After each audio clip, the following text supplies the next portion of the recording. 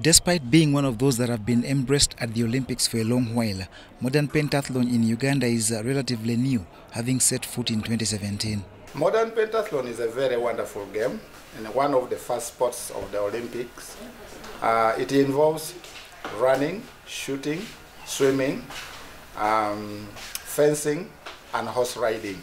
But in the current version, which is going to start this year and going into the 2028 Olympics, the horse riding has been removed because the third world countries and other Latin American countries could not afford the horses. So it was becoming very expensive. So they substituted it with Ninja Warrior setup, which is a hurdle, running and jumping over obstacles. During the Federation's 5th Annual General Assembly, challenges like lack of funding and intricacies of the new sports law were highlighted.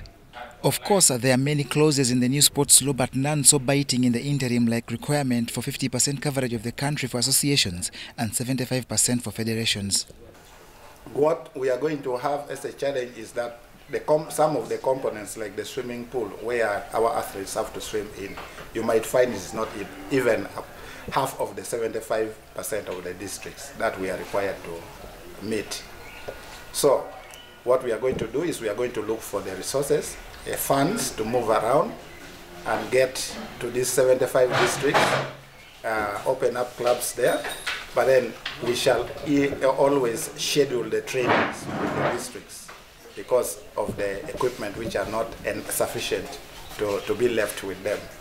And the longer we take without them learning how to operate these equipments, that means it becomes difficult for them to become active athletes. Uganda Modern Pentathlon Federation is currently home to just 8 clubs, including fully paid members Kisui Pirates, Elite Club, Prisons, Police and Cheetah.